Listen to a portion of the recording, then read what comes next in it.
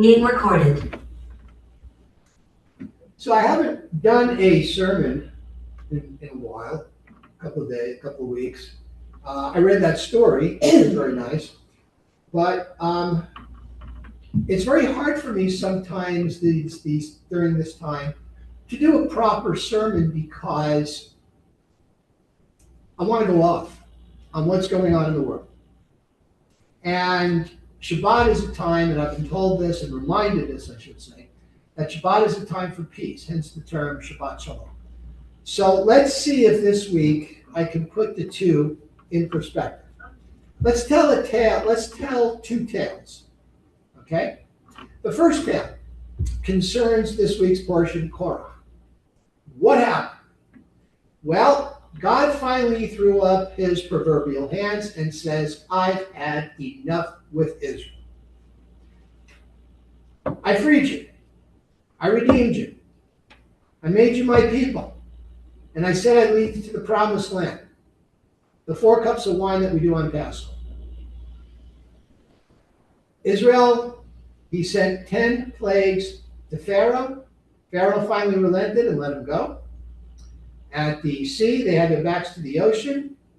Egypt's soldiers were upon him. He put a cloud between, a couple of pillars between them, sent him through the sea in safety, gave them water, gave them manna for food, gave them meat as a delicacy, helped them in battle, still wasn't enough.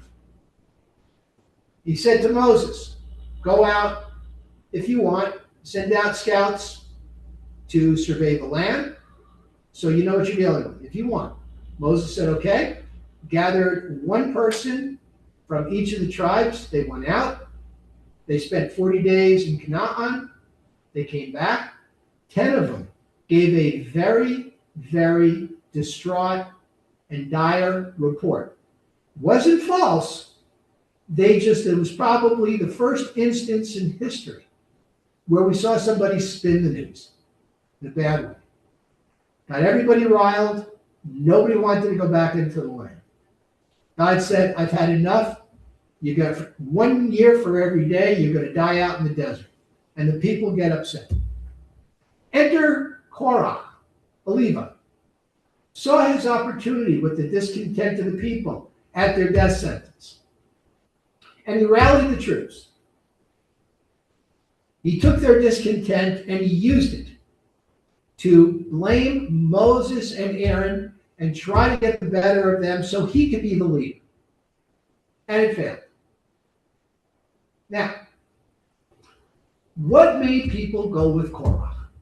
They followed Moses and Aaron. Moses put himself out. The guy was 80 years old. He could have been retired, could have been in Florida playing golf. Instead, he leaves, takes it, he answers God's call with Aaron to lead Israel to freedom.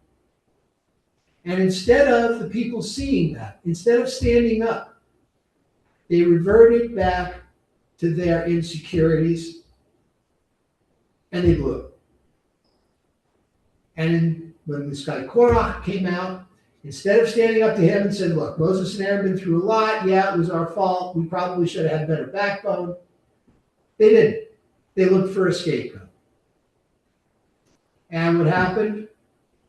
They lost the chance to be the pioneers of the new land.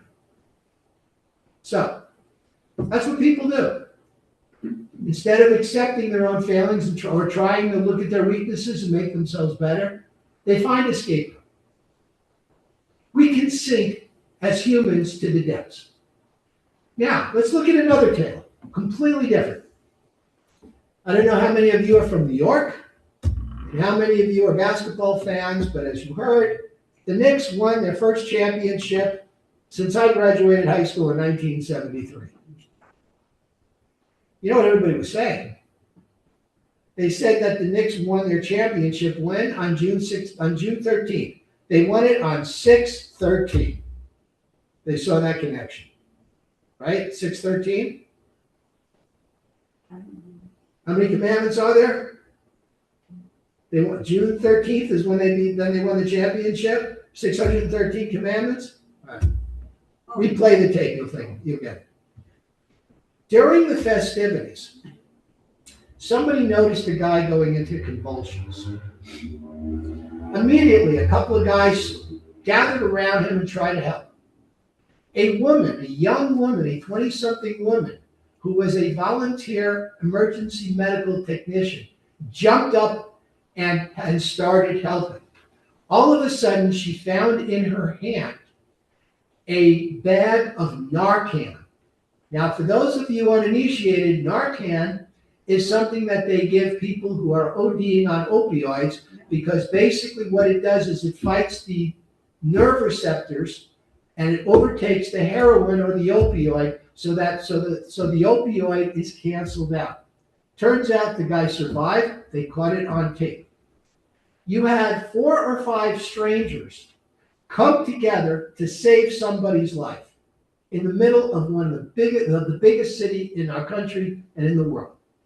So we've seen 2 examples of how people could go from their worst personalities, their worst expressions, to the best. As humans, we can sink to the depths or we can rise to the heights. What happens when you rise to the heights? What happens when you put yourself out and you put humanity first? People's lives get saved. What happens when you don't accept responsibility for your actions and blame your failings on other people and look for scapegoats? The worst happens. And this should be a lesson to us. What succeeds and what fails.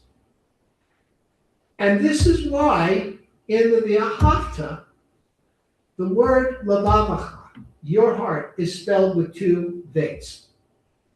The Hebrew word for heart is lev. To make it your heart, you just put the cha at the end, make it lev. Why isn't it levcha? I've seen it where it's levcha.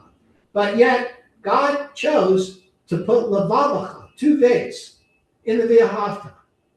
Kabbalah tells us that the 2 vates in levavacha, your heart, represent 2 hearts, the good heart and the bad heart. Just like we have the Yetzer Hara, the evil force, and we have the Yetzer HaTov, which is the good force.